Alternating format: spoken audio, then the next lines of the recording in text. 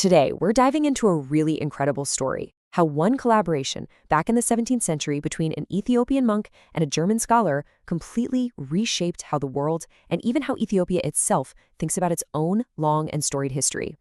When you picture Ethiopia, the Lion of Judah is probably one of the first things that comes to mind, right?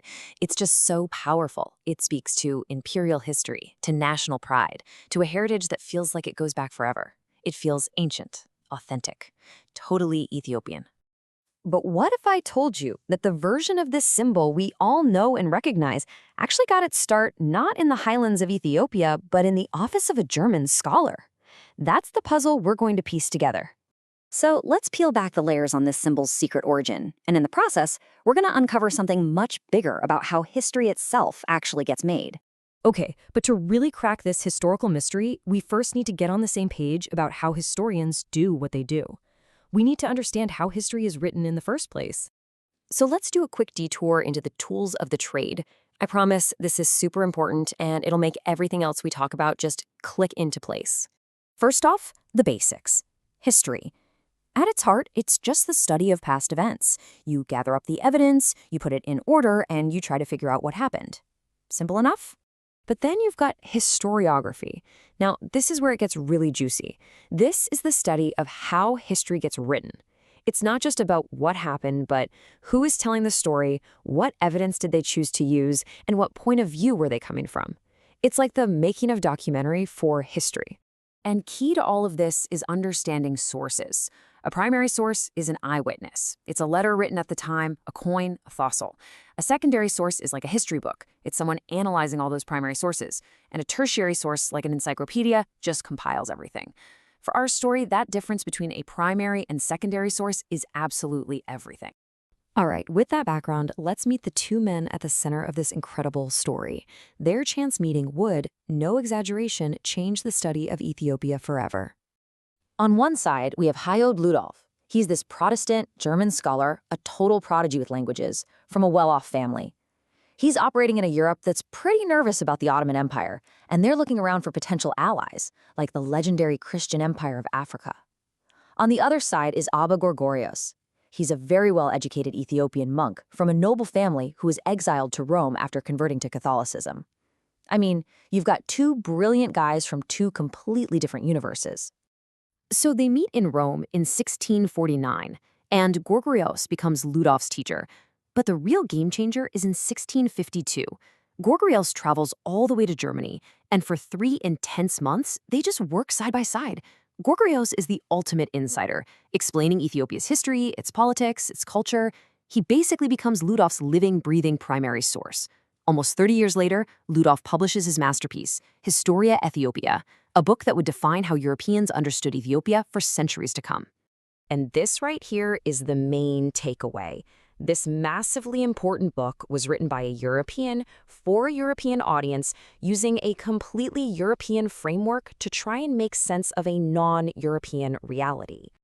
Now, to his credit, Ludolf knew this was a potential problem. He went out of his way to warn his readers against all the fantastical, totally fake drawings of Ethiopia that were floating around Europe at the time. He was genuinely trying to be accurate. And this shows you exactly what he was up against. On the left, you've got what's supposed to be a portrait of the Ethiopian emperor, but it's a direct copy of a famous portrait of William the Conqueror, the King of England, on the right. This is exactly the kind of fake stuff Ludolf wanted to correct. But, and this is a huge but, even Ludolf couldn't completely escape the trap of his own perspective. This picture is from his own book. It's supposed to show an Ethiopian king being fed. But look at the details. The turban, the table, the plates, none of it is actually Ethiopian. It's what a European artist imagined the scene would look like, projecting this generic Oriental vibe onto it. And this European filter went way beyond just the pictures. Ludolf organized his whole understanding of the Ethiopian state using concepts that didn't really fit. He made a sharp distinction between civil and military institutions that wasn't really there. He called Ethiopian provinces kingdoms so that the title King of Kings would make more sense as a European-style emperor. And, for our story, the most important thing he did was design a national emblem in the European tradition of heraldry. And that brings us right back to where we started. That European-style emblem he created didn't just stay in a book. It took on a life of its own. Here it is, Ludolf's Mayan of Judah, a symbol for Ethiopia, but designed in Germany, based on European artistic rules. It was an invention, created for a book. But then, this is where it gets so fascinating.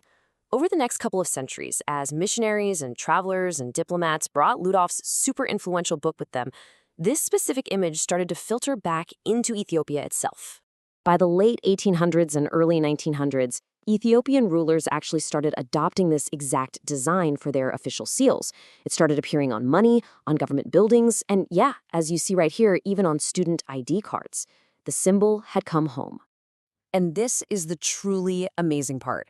What started as a 17th century European interpretation, an invented tradition, was eventually adopted and, just through sheer repetition over time, became a genuinely authentic and beloved symbol of modern Ethiopian identity. And this really gets to the fundamental power of history, doesn't it? As the great historian David McCullough said, history is who we are, why we are the way we are. The stories we tell about where we come from literally shape who we are today. So that leaves us with a final question to really think about. The story of Ludolf and Gregorios isn't about deception or getting things wrong. It's all about perspective. And it should force all of us to ask, for any piece of history we hold dear, who wrote it, what lens were they looking through, and how has that story shaped the world that we see today?